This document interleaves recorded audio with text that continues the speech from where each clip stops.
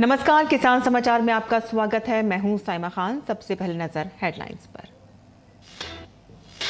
राष्ट्रपति द्रौपदी मुर्मू शुक्रवार को तमिलनाडु के भारतीय समुद्री विश्वविद्यालय के 8वें दीक्षांत समारोह में हुई शामिल। कहा कि भारत समुद्रयान मिशन की कर रहा है तैयारी। इससे गहरे समुद्र के संसाधनों और जैव विविधता के अध्ययन में मिलेगी मदद। राष्ट्रपति ने जलवायु परिवर्तन को बड़ी चुनौती बताते हुए इससे निपटने के उपायों पर दिया जोर।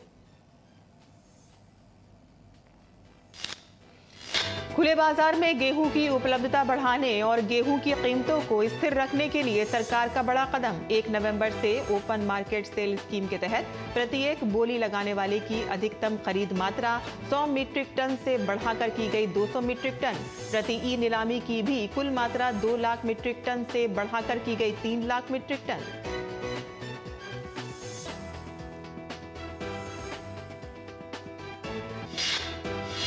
केंद्रीय कृषि मंत्रालय ने 2023-24 की प्रमुख खरीफ फसलों के उत्पादन का प्रथम अग्रिम अनुमान किया जारी। प्रथम अग्रिम अनुमान के अनुसार 2023-24 के लिए 1485.69 लाख मीट्रिक टन खाद्यान्न के उत्पादन का रखा गया है लक्ष्य।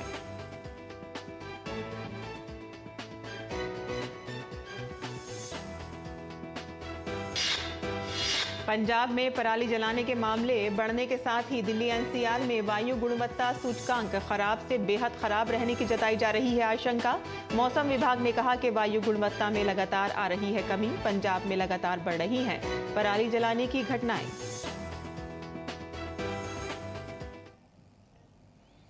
और अब समाचार विस्तार से। राष्ट्रपति द्रौपदी मुर्मू ने शुक्रवार को चेन्नई, तमिलनाडु में भारतीय समुद्री विश्वविद्यालय के 8वें दीक्षांत समारोह में हिस्सा लिया। इस अवसर पर राष्ट्रपति ने कहा कि 7,500 किलोमीटर लंबी तट रेखा और 1,382 अपतटीय द्वीपों के साथ भारत की समुद्री स्थिति उल्लेखनीय है। उन्होंने कहा कि महत्वपूर्ण समुद्री व्यापार मार्गों पर रणनीतिक स्थलों के अलावा भारत के पास 14,500 किलोमीटर लंबे संभावित नौगम्य जलमार्ग हैं। देश का समुद्री क्षेत्र इसके व्यापार और आर्थिक विकास में महत्वपूर्ण भूमिका निभाता है। तटीय अर्थव्यवस्था 4 मिलियन से अधिक मछुआरों का भरण पोषण करती है और लगभग 2,50,000 मछली पकड़ने वाली नौकाओं के बेड़े के साथ भारत दुनिया का दूसरा सबसे बड़ा मछली उत्पादक देश है। राष्ट्रपति ने कहा कि भारतीय बंदरगाहों की परिचालन दक्षता को इस बदलते हुए समय में वैश्विक औसत बेंचमार्क से तालमेल बनाना आवश्यक है। उन्होंने कहा कि भारतीय बंदरगाहों को अगले स्तर पर पहुंचाने से पहले बुनियादी ढांचे और परिचालन संबंधी चुनौतियों का समाधान करना होगा। उन्होंने कहा कि सागरमाला कार्यक्रम बंदरगाह विकास से बंदरगाह आधारित विकास की ओर एक महत्वपूर्ण कदम है। राष्ट्रपति ने कहा कि जलवायु आपदा हमारे समय की सबसे गंभीर चुनौतियों में से एक है, जिसमें तापमान और समुद्र का बढ़ता स्तर शामिल है। समुद्री क्षेत्र को जलवायु परिवर्तन से होने वाले प्रभावों से मुक्त रखने के लिए त्वरित, सक्रिय और शीघ्र कार्रवाई की जरूरत है और इससे विशेषकर कमजोर समुदायों के बीच आजीविका बाधित होने का खतरा उत्पन्न न हो सके। उन्होंने कहा कि छात्रों की व्यावसायिक जिम्मेदारी ही नहीं अपितु इकोसिस्टम को मजबूत बनाए रखने के प्रति भी उनका दायित्व है।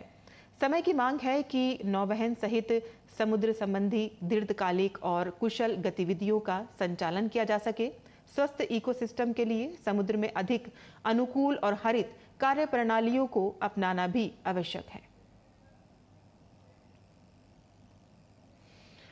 और आगे बढ़ते हैं, जहां केंद्र सरकार ने गेहूं और गेहूं के आटे की बढ़ती कीमतों को स्थिर करने के लिए ठोस कदम उठाया है। सरकार ने 1 नवंबर से केंद्रीय पूल से गेहूं के लिए खुला बाजार बिक्री योजना OMSS के तहत प्रत्येक ई नीलामी के लिए बोली लगाने की मात्रा 100 मीट्रिक टन से बढ़ाकर 200 मीट्रिक टन कर दी है। उपभोक्ता कार्य, खाद्य एवं सार्वजनिक वितरण मंत्रालय ने शुक्रवार को जारी बयान में कहा कि घरेलू बाजार में गेहूं की आपूर्ति बढ़ाने के लिए आटा मिलर्स को छोटे व्यापारियों जैसे कि थोक खरीदार ई नीलामी में 200 मीट्रिक टन के लिए बोली लगा सकेंगे, और जबकि फिलहाल OMSS के तहत ये मात्रा 100 मीट्रिक टन है।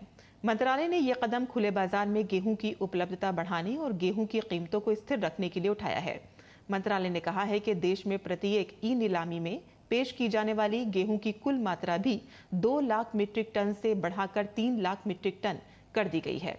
खाद्यान्नों की खरीद और वितरण के लिए भारत सरकार की नोडल एजेंसी भारतीय खाद्य निगम FCI OMSS के तहत ओपन बफर स्टॉक से गेहूं बेच रही है। FCI ने 26 अक्टूबर को ई नीलामी के 18वें दौर में 2318 सफल बोलीदाताओं को लगभग 1.92 लाख मीट्रिक टन गेहूं बेचा है।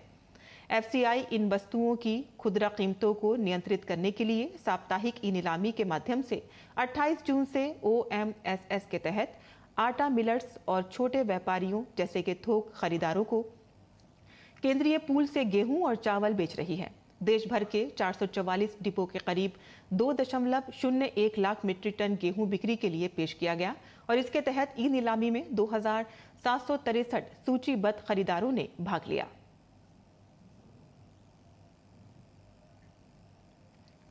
और 1/11/2023 से बोली लगाने वाले 200 मीट्रिक टन तक गेहूं खरीद सकते हैं। प्रत्येक ई नीलामी में प्रस्तावित गेहूं की कुल मात्रा भी बढ़ाई गई।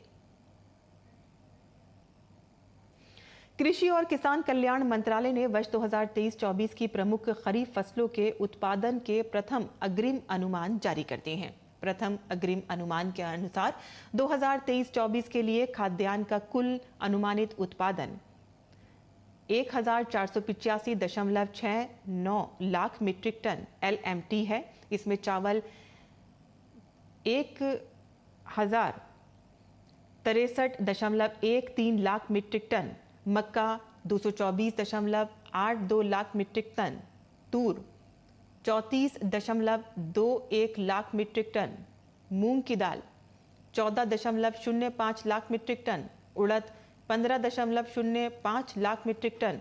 वहीं अगर तिलहन फसलों की बात करें तो इनका कुल उत्पादन 215.33 लाख मीट्रिक टन होने का अनुमान है और इसमें मूंगफली 78.29 लाख मीट्रिक टन और सोयाबीन 115.28 लाख मीट्रिक टन है। वहीं अगर गन्ने की बात करें तो प्रथम अग्रिम अनुमान के अनुसार गन्ने का उत्पादन 4347.93 लाख मीट्रिक टन होने का अनुमान है। केंद्रीय राज्य मंत्री साध्वी निरंजन ज्योति ने ग्रामीण SHG महिलाओं द्वारा सर्वोत्तम शिल्प प्रदर्शित करने वाले लोकप्रिय सरल मेले का शुक्रवार को गुरुग्राम में उद्घाटन किया। साध्वी निरंजन ज्योति ने कहा कि प्रधानमंत्री का सपना है कि जल्द ही दीनदयाल अंत्योदय योजना, राष्ट्रीय ग्रामीण आजीविका मिशन के SHG दीदियों के 10 करोड़ बड़े परिवारों में से कम 2 करोड़ लखपति दीदियों को सक्षम बनाया जाए। ग्रामीण विकास मंत्रालय और राष्ट्रीय ग्रामीण विकास और पंचायती राज संस्थान द्वारा आयोजित सरस मेला आजीविका वृद्धि सहायता योजना का समर्थन करने के लिए एक महत्वपूर्ण पहल है। गुरुग्राम में आयोजित सरस आजीविका मेले का ये दूसरा संस्करण है, जहां देश भर की 800 से अधिक SHG महिलाएं क्षेत्रीय पकवानों के साथ साथ अपने हस्तशिल्प और हथकरघा उत्पादों का प्रदर्शन कर रही हैं। सेक्टर 29 के लेजर वैली ग्राउंड में आयोजित 2 सप्ताह तक चलने वाला सांस्कृतिक उत्सव 11 नवंबर तक चलेगा। मेला रोजाना सुबह 11 बजे से रात 9:30 बजे तक बिना किसी प्रवेश शुल्क के खुला रहेगा। विभिन्न प्रकार की कला और शिल्प के लगभग 400 स्टॉलों का प्रदर्शन किया गया है और स्वयं सहायता समूहों की महिलाओं के विपणन कौशल को विकसित करने के लिए कार्यशालाएं आयोजित की जाएंगी।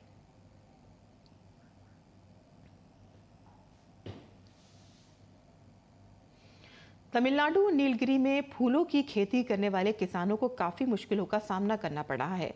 फूलों की पैदावार अच्छी नहीं हो रही है और ना ही उन्हें इसके अच्छे दाम मिल रहे हैं। किसानों ने बताया है कि एक फूल भी ज्यादा नहीं हो रहा है, जिससे उन्हें कुछ आमदनी की उम्मीद हो। किसानों ने अपनी हालात को बेहतर बनाने के लिए लगातार कोशिशें कर रहे हैं। तमिलनाडु काम करने आए थे, लेकिन इधर मार्केट ऐसा फ्लावर का हो गया है। इधर भी हिमालय से चला आ रहा है फ्लावर, तो हमारा दिक्कत हो रहा है। इधर पैसा भी हमारा कम है, रेट ज़्यादा नहीं है। फ्लावर का हो गया अभी 50 रुपया, एक बंडल का 20 रहता है। तो मालिक लोग को भी दिक्कत हो गया है, पैसा देने के लिए हमारा खर्चा नहीं हो रहा है। पंजाब में पराली जलाने के मामले बढ़ने के साथ ही दिल्ली एनसीआर में वायु गुणवत्ता सूचकांक खराब से बेहद खराब रहने की आशंका जताई जा रही है। और इस बारे में हमारे सहयोगी ने भारतीय मौसम विभाग के वरिष्ठ वैज्ञानिक वी.के. सोनी से खास बातचीत की। दिल्ली में प्रदूषण की मार एक बार फिर देखने को मिल रही है। इस वक्त वेरी पुअर कैटेगरी में है AQI लेवल दिल्ली में, और इसके बारे में बात करने के लिए मेरे साथ इस वक्त मौजूद है वी.के. सोनी, सीनियर साइंटिस्ट है IMD से। सर, सबसे पहले तो दिल्ली वासी ये जानना चाहेंगे कि ये जो दिक्कतें आ रही है, क्या ये पराली की वजह से या और भी कोई रीज़न है? पराली हम देख पा रहे हैं कि जो सबसे ज़्यादा जो काउंट है वो सबसे ज़्यादा पंजाब के तरफ ज़्यादा अभी भी केसेस ज़्यादा है। इस बार पराली का कंट्रीब्यूशन थोड़ा सा कम लग रहा है। फायर काउंट्स जो है रिलेटिवली पिछले सालों की तुलना में कम है, और अभी जो है एयर क्वालिटी पुअर कैटेगरी में है, यानी कि एयर क्वालिटी इंडेक्स जो है वो 200 से 300 के बीच में है। और आने वाले 2-3 दिनों में ऐसा लग रहा है कि थोड़ा सा इसमें इजाफा होगा और ये वेरी पुअर कैटेगरी में जा सकती है, लेकिन lower end of very poor category में ही रहने की संभावना है इसकी। सर, अभी इस वक्त ग्रैप 2 लगा हुआ है, उसकी वजह से बहुत सारी चीज़ें दिल्ली में और आसपास NCR में रोकी गई है, लेकिन आपको लग रहा है कि पिछले अगले कुछ हफ्तों में, 1-2 हफ्ते में इसमें कोई सुधार आ सकता है? ये जो वेदर कंडीशन है, अभी जैसी वेदर कंडीशंस लग रही हैं तो उससे ऐसा लग रहा है कि बहुत ज़्यादा सुधार आने की संभावना कम है, जब तक बारिश ना हो, और बारिश के अभी 1 हफ्ते तक कोई ऐसी संभावना नज़र नहीं आ रही है। सर, ज़्यादातर देखा गया है कि हवा का रुख जो है, हवा से ज़्यादा दिल्ली में क्लीन हो जाता है, लेकिन जो साउथ वेस्ट मानसून जाने के बाद हम देख पा रहे हैं कि ये थोड़ा हवा थम गया है, तो इसका भी कोई ज़्यादा रीज़न है? नहीं, जैसे ही मानसून विड्रॉ होता है विंड्स स्लो हो जाती हैं, ये एक नेचुरल पैटर्न है, और इसी कारण से ये प्रदूषण एकदम से बढ़ना शुरू हो जाता है जैसे ही मानसून निकलता है। हमारी फोरकास्ट तो यही है कि आज पुअर कैटेगरी में रहेगा और आगे 2-3 दिन तक ये वेरी पुअर कैटेगरी में बना रहेगा। तो आपने सुना वी.के. सोनी जो सीनियर साइंटिस्ट IMD के कह रहे थे, बड़ा क्लियर है कि अगले कुछ दिन जो है पुअर से वेरी पुअर कैटेगरी में जाने की उम्मीद है। खुशी बात, अच्छी बात जो ये है कि जो पराली की जो केसेस थे उसमें ज़रूर कमी आई है, लेकिन अभी भी वो ज़्यादा है, खास तौर से पंजाब जो के आसपास के जो इलाके हैं उसमें हम ज़्यादा देख पा रहे हैं। कैमरा पर्सन सेंथिल के साथ मैं तापस भट्टाचार्य, दूरदर्शन समाचार, दिल्ली। उपभोक्ता कार्य विभाग के सचिव ने शुक्रवार को मोजाम्बिक के उच्चायुक्त महामहिम एडमिरडो ए पेरेरिया के साथ अरहर से संबंधित व्यापार और अन्य मुद्दों पर चर्चा के लिए बैठक की। उपभोक्ता कार्य विभाग के सचिव ने जुलाई 2023 से मोजाम्बिक में पैदा हुई प्रक्रियात्मक बाधाओं पर चिंता व्यक्त की और कहा कि इसके कारण देश से तुअर निर्यात खेप को भेजने में देरी हो रही है।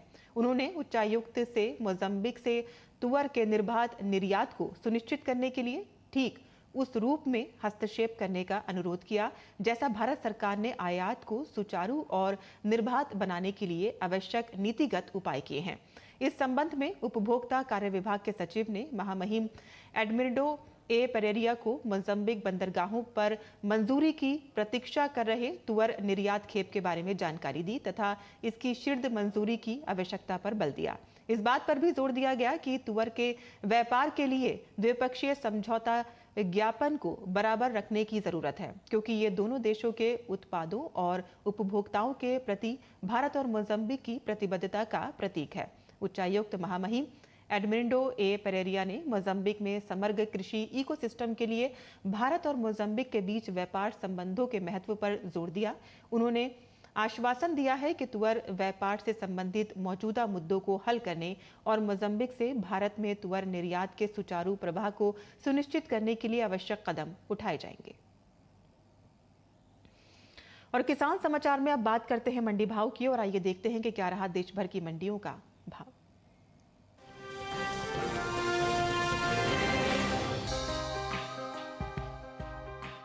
कृषि उपज मंडियों में इन दिनों चने की आवक सामान्य बनी हुई है। शुक्रवार को चने में उतार चढ़ाव के साथ कारोबार हुआ।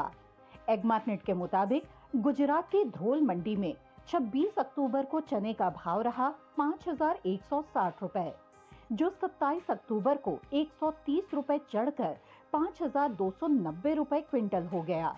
उत्तर प्रदेश की लखीमपुर मंडी में भी चने के सौदे तेजी के साथ हुए।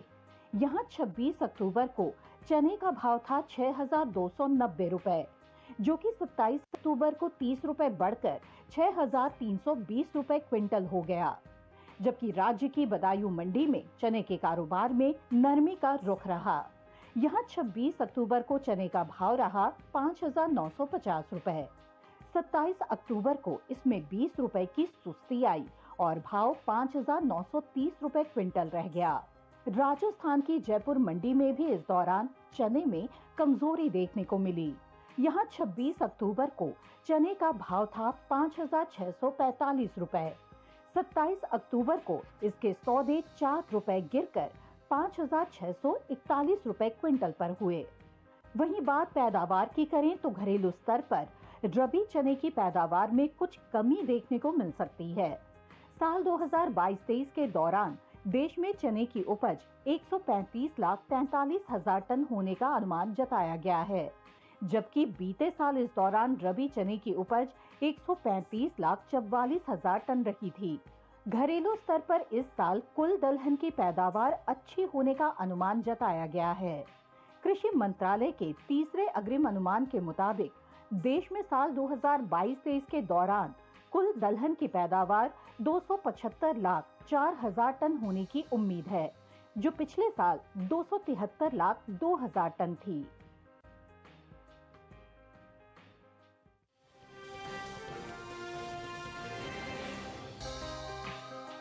कृषि उपज मंडियों में इन दिनों गेहूं की आवक खासी ज्यादा बनी हुई है। शुक्रवार को ज्यादातर मंडियों में गेहूं का कारोबार मजबूती के साथ हुआ, जबकि कुछ मंडियों में भाव स्थिर रहे। मार्कनेट के मुताबिक राजस्थान की लाल सोट मंडी में इस दौरान तेजी देखने को मिली।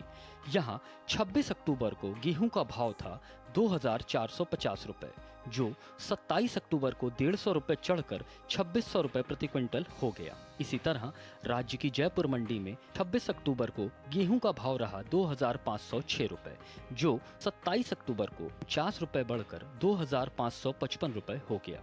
उत्तर प्रदेश की लखीमपुर मंडी में भी गेहूं के सौदों में बढ़त का सिलसिला जारी रहा। यहां 26 अक्टूबर को गेहूं का भाव था 2,325 रुपए। 27 अक्टूबर को इसमें 5 रुपए की मामूली तेजी आई, भाव 2,330 रुपए प्रति क्विंटल हो गया। जबकि गुजरात की जंबूसर मंडी में 26 अक्टूबर को गेहूं का भाव था 3,000 रुपए।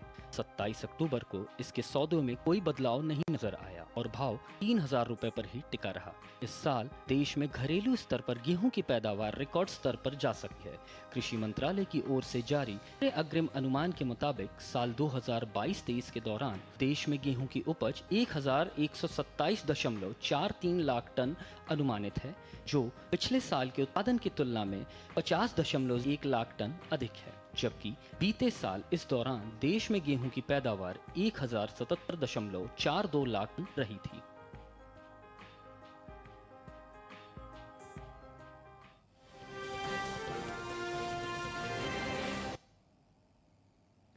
और मंडी भाव के बाद अब बात करते हैं मौसमी खेती की। किसान इस मौसम में कैसे रखें अपनी खेती का ख्याल, आइए देखते हैं।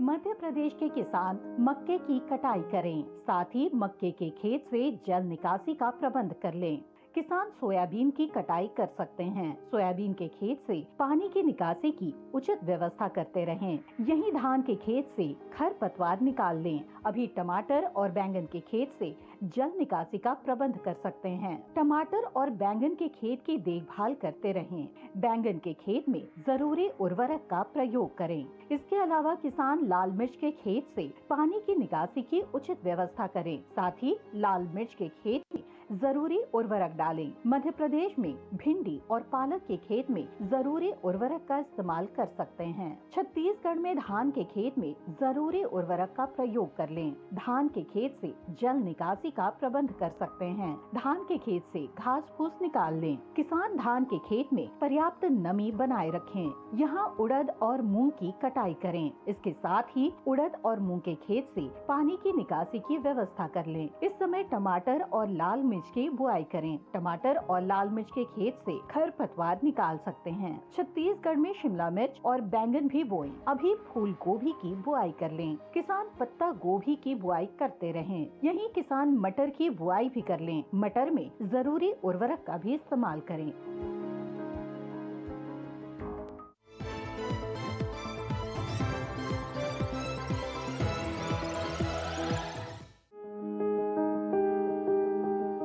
लहसुन वैसे तो पूरे देश में उगाया जाता है। लहसुन रबी फसल में बोई जाने वाली फसल है। इसके लिए ना तो अधिक गर्मी चाहिए और ना ही अधिक सर्दी। दोमट मिट्टी इसके लिए सर्वोत्तम है। उत्तर भारत के मैदानी इलाकों में अक्टूबर और नवंबर में लहसुन की बुआई की जा सकती है। बुआई से पहले खेत को अच्छी तरह जोत कर भुरभुरा कर लें। उन्नत किस्में G1, G41, G50 और G282 हैं। खेत में देसी खाद और फास्फोरस उर्वरक जरूर डालें। बोते समय कतार से कतार की दूरी 15 सेंटीमीटर यानी करीब आधा हाथ और पौधे से पौधे की दूरी 10 सेंटीमीटर यानी चौथाई हाथ से कुछ अधिक और गहराई 2 से 3 सेंटीमीटर होनी चाहिए। क्यारियों की चौड़ाई कम रखें ताकि मेड़ों पर बैठकर निराई गुड़ाई कर सकें और पैरों से फसल को नुकसान ना हो। बुआई के समय खेतों में पर्याप्त नमी जरूरी है। बुआई के तुरंत बाद पहली सिंचाई और फिर 10 से 15 दिन के अंतराल पर सिंचाई करते रहें। फसल पक जाए तो सिंचाई बंद कर दें। खरपतवार से बचने के लिए पहली निराई गुड़ाई 30 दिन बाद और दूसरी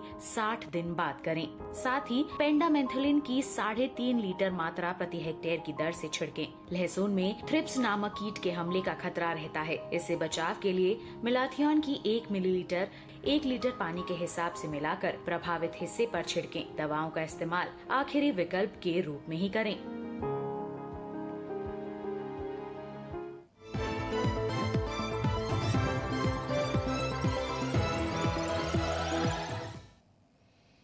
और खेती किसानी से जुड़ी खबरों के बाद आइए अब नजर डालते हैं कुछ और खबरों पर। खास खबर में